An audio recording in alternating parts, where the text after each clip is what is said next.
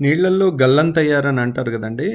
నీళ్ళలో గల్లంతయ్యారు అంటే ఏంటంటే, వాళ్ళు మునిగిపోయిన వాళ్ళు, ఈత రాని వాళ్ళు నీళ్ళలోకి దిగి పొరపాటున ఆహ్, మునిగిపోతే గనక యూజువల్‌గా వాళ్ళు అడుక్కెళ్ళిపోరండి. ఏదో ఒక రాయేస్తే నీళ్ళలో అడుక్కెళ్ళిపోయి అడుగునే ఉన్నట్టు మనిషి శరీరం అనేది నీళ్ళలో అడుక్కెళ్ళదు. నీళ్ళలో మధ్యలో ఉంటుంది. అంటే అది తేలి ఉండటానికి, మునిగి ఉండటానికి ఒకే ఒకటి మనం ఒక 2 లీటర్ల గాలి లోపలికి తీసుకుంటే గాలి సాంద్రత తక్కువ ఉంటది కాబట్టి, మన బాడీది డెన్సిటీ అనేది వాటర్ కన్నా తక్కువయ్యి తేలి ఉంటుంది. అదే లంగ్స్ అంతా కూడా వాటర్ నిండి ఉంటే మన బాడీ సాంద్రత అనేది వాటర్ సాంద్రతలాగా అయిపోతుంది. అప్పుడు అది అటు మునిగి ఉండదు, ఇటు తేలి ఉండదు. వాటర్‌లో వాటర్ ఏస్తే కొంత వాటర్ కింద ఉంటది, కొంత వాటర్ పైన ఉంటదన్నట్టు ఈ బాడీ కూడా ఒక్కోసారి సర్ఫేస్ మీదే ఉంటుంది. లేదంటే కొంచెం సర్ఫేస్‌కి ఒక 10 సెంటీమీటర్సో, 2 ఫీటో, 3 ఫీటో కింద ఉంటుంది. అంతేగాని అడుక్కెళ్ళిపోదు. అదొకటి గుర్తుపెట్టుకోండి. ఇంకొకటేంటంటే ఒకవేళ చాలామందికి గల్లంతవుతారు. గజ ఈతగాళ్ళు ఎంత ఎతికినా దొరకరు. ఎందుకంటే వాళ్ళు అడుగున ఉండరు, ఇటు ఉండరు, మధ్యలో ఎక్కడో తేలి ఉంటుంటారు పెద్ద పెద్ద వాటర్ బాడీస్‌లో. కాబట్టి వాళ్ళని కనిపెట్టడం కష్టం అవుతది. రాత్రంతా ఎతికినా దొరకరు. తర్వాత మళ్ళీ 2 రోజులు ఎతికినా దొరకరు, 3 రోజులు ఎతికినా దొరకరు. తర్వాత ఏమవుతది, వాళ్ళ శవం తేలుతది. శవం తేలటం అంటే ఏంటి? ఎందుకు తేలింది? శవం అంటే పుట్రిఫాక్షన్, అంటే కుళ్ళిపోతుంది. ఎప్పుడైతే బాడీలో అంతా బ్యాక్టీరియా వచ్చేసి కుళ్ళిపోతాయి, పేగుల నిండా బ్యాక్టీరియా ఉంటాయి కదా, చనిపోయిన తర్వాత అవన్నీ శరీరంలోకి వెళ్ళిపోయి శరీరం అంతా కుళ్ళిపోతుంది. కుళ్ళిపోయినప్పుడు గ్యాస్ ఫామ్ అవుతుంది. బాడీ నిండా ఎక్కడికెక్కడ గ్యాస్ బబుల్స్, అంటే కుళ్ళిపోయిన వాసన భరించలేము. ఎప్పుడైనా చనిపోయిన వాళ్ళని మీరు చూసినట్టయితే మీరు తట్టుకోలేరు. మేమంటే ఆ మార్చురీల్లో డాక్టర్ లాగా ఉండి అలవాటై ఉంటుంది, కానీ అసలు అది భయంకరమైన వాసన అనమాట, కుళ్ళిపోయిన బాడీ వాసన.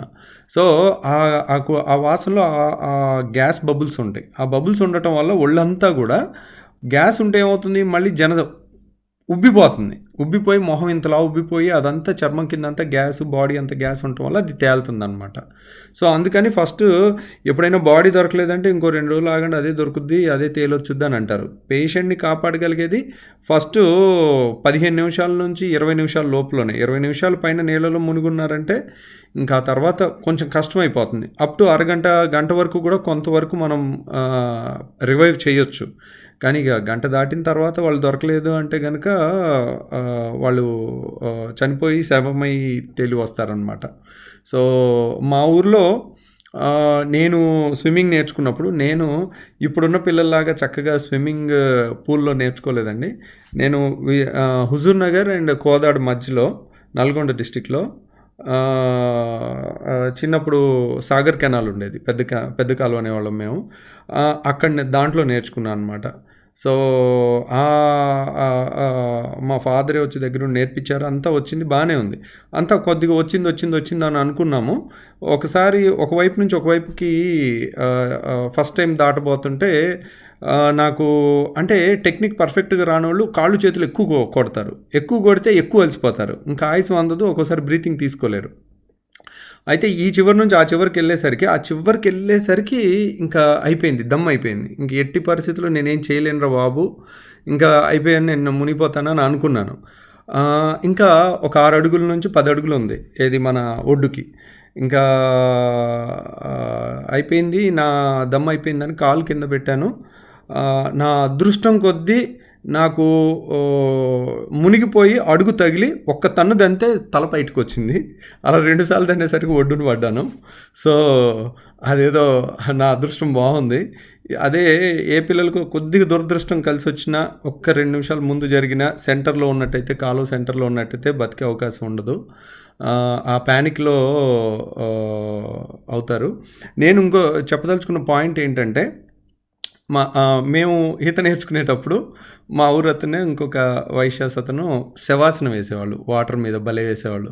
ఆయన ఎంత బాగా వేసేవాళ్ళంటే ఎక్కడో 2 కిలోమీటర్స్ ముందుకెళ్ళిపోయి హాయిగా అలా పడుకుని నీళ్ళ మీద తేలుతా ఓ 2 కిలోమీటర్లు, 3 కిలోమీటర్లు వచ్చి మళ్ళీ ఒడ్డు బయటకు వచ్చేసి మంచిగా విటమిన్ డి కూడా వస్తుంది, సూర్యరశ్మి కూడా అతని మీద పడేది బాగా అన్నట్టు చేసేవారనమాట. సో ఎవ్రీడే ఒక 4-5 కిలోమీటర్లు అలా నీళ్ళ మీద పడుకుని వెళ్తూ ఉంటారు.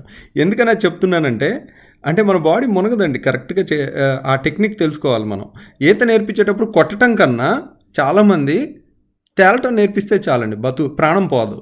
సో, అందుకని మీరు స్విమ్మింగ్ కోచ్ దగ్గరికెళ్ళి స్విమ్మింగ్ నేర్పించేటప్పుడు గూడా, బాబు ఈయనకి స్విమ్మింగ్ రాకపోయినా పర్లేదు. ఫస్ట్ ఆఫ్ ఆల్ ఒక్కోసారి కంప్లీట్‌గా పర్ఫెక్షన్ కోసం వెళ్తే తేలటమే రాదు ఒక్కోసారి.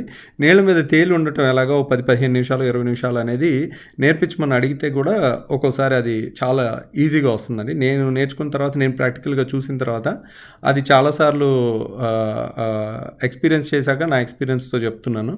సో, జాగ్రత్తగా పిల్లలకి ఎప్పుడు గూడా నీళ్ళలో తేలటం ఫస్ట్ నేర్పించండి.